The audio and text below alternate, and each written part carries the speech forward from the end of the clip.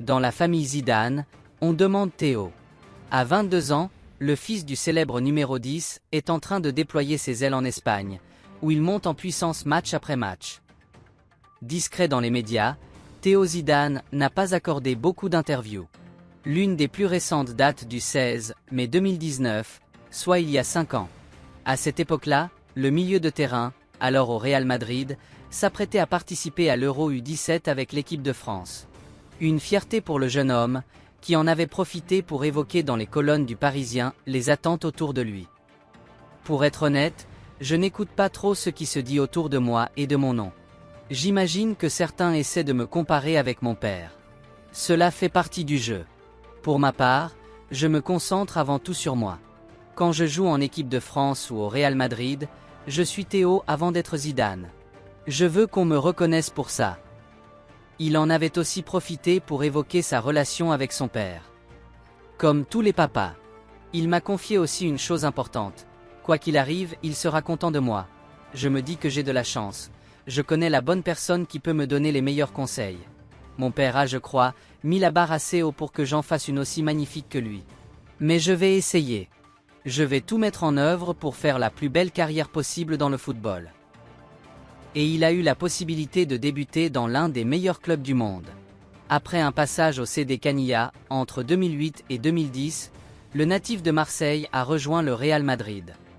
Là-bas, il a fait ses classes au sein des catégories jeunes, avant de rejoindre le Castilla. La saison dernière, Carlo Ancelotti l'a également convié à des entraînements de l'équipe A et l'a même intégré dans le groupe pour affronter Naples en Ligue des Champions. Grand de taille et puissant physiquement, le milieu, que l'on décrit comme un marathonien et un élément polyvalent qui peut jouer à différents postes dans l'entrejeu, était donc suivi de près. Mais en fin de saison, il a quitté la Casablanca à l'issue de son contrat. Il était d'ailleurs le dernier enfant de Zizou à encore évoluer au sein du Real Madrid, puisque ses frères Enzo, retraite, Lucas, Grenade et Elias, Betty, avaient quitté le nid avant lui. Théo a donc filé à Cordoue, des deux Espagnols, comme l'a annoncé le club le 11 juillet dernier. Le Cordoba Football Club est heureux d'annoncer l'incorporation de Théo Zidane Fernandez. Théo, milieu de terrain de grand talent et de grande projection, a signé un contrat qui le lie à notre club pour les 2 prochaines saisons. Le club acquiert les services d'un jeune talent de la Fabrica madrilène, et son avenir prometteur en fait un atout pour le club. Et pour le moment, on peut dire que Théo répond plutôt aux attentes. En 18 apparitions toutes compétitions confondues, 892 minutes jouées, il a été titulaire à 10 reprises. En ce qui concerne sa ligne de statistiques, il a trouvé le chemin des filets à 3 reprises. Au-delà des chiffres, ses prestations font beaucoup parler et s'améliorent match après match. Ce mardi, AS a écrit à son sujet.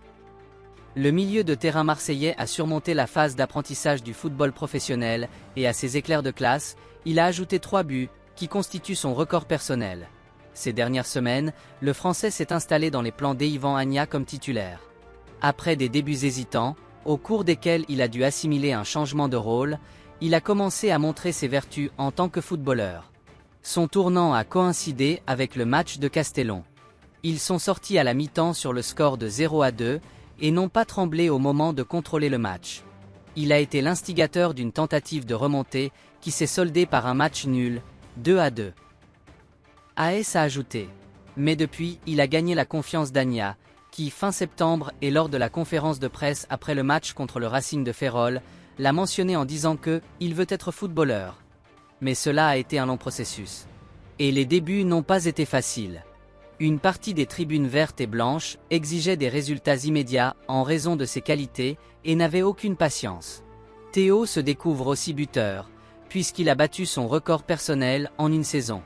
Avec le Castilla, il en a mis 2, la saison dernière contre Intercity dans le même match et un lors du précédent. On dit qu'il n'est pas très bavard, mais il a montré ses vertus sur le terrain. En effet, Théo Zidane, comme son illustre papa, préfère parler sur le rectangle vert. Logiquement couronné meilleur joueur de l'année 2024 par la FIFA, Vinicius Junior a fait l'unanimité. Mais Kylian Mbappé a une nouvelle fois fait parler de lui. Cette fois, Vinicius Junior et tout le Real Madrid étaient bien présents à Doha. Ils sont au Qatar pour disputer la finale de la Coupe intercontinentale, pour assister à la cérémonie des FIFA The Best 2024. Sans doute assurés de leur triomphe, les Merengues ont pu parader tranquillement pour aller récupérer leur trophée de meilleur joueur, Vinicius Junior, et meilleur coach, Carlo Ancelotti, de l'année. Touché en plein cœur par son échec au Ballon d'Or, le Brésilien a devancé Rodri d'une courte tête. Selon le détail des votes publiés par la FIFA, le joueur du Real Madrid affiche 48 points, soit 5 de plus que le Ballon d'Or 2024, 43 points. Troisième avec 37 unités, Jude Bellingham complète le podium, devant Dani Carvajal, 31 points, Lamine Yamal, 30 points, et Lionel Messi, 25 points. Un classement qui ne présente pas trop de grosses surprises, mais dans lequel Kylian Mbappé fait déjà parler.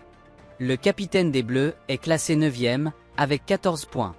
Il est derrière Erling Haaland, 8e, 18 points, et devant Florian Wirtz, 10e, 8 points. Et ce n'est pas tout. Dans le détail des votes publiés par l'instance dirigeante du football, plusieurs choses interpellent. Ancien coéquipier du Bondinois au Paris Saint-Germain, Lionel Messi a placé Mbappé en deuxième position. Le champion du monde argentin a mis Lamine Yamal premier et Vinicius Junior troisième. Capitaine de l'Italie, Gianluigi Donnarumma a lui aussi placé Mbappé second, derrière Lionel Messi et devant Vinicius Junior. Et qui dire du choix du joueur de l'Olympique de Marseille, Chancel Mbamba, qui a mis le Français premier. Autre détail qui étonne, l'absence du vote de Kylian Mbappé. Pour rappel, la FIFA publie le détail des votes des capitaines des sélections nationales et celui des sélectionneurs. Or, dans le document publié, pas de trace du vote du capitaine français. On sait que le brassard tricolore a tourné pendant l'absence de Mbappé lors des trêves internationales, mais le Bondinois reste le capitaine officiel des Bleus. Pourquoi cette absence? Enfin, Didier Deschamps n'a pas voté pour son leader. Le Bayonnais l'a placé second, derrière Vinicius Junior et devant Rodri. Quant au journaliste français ayant voté, il n'a pas cité Mbappé dans son trio de tête, Vinicius Junior, Rodri, Bellingham.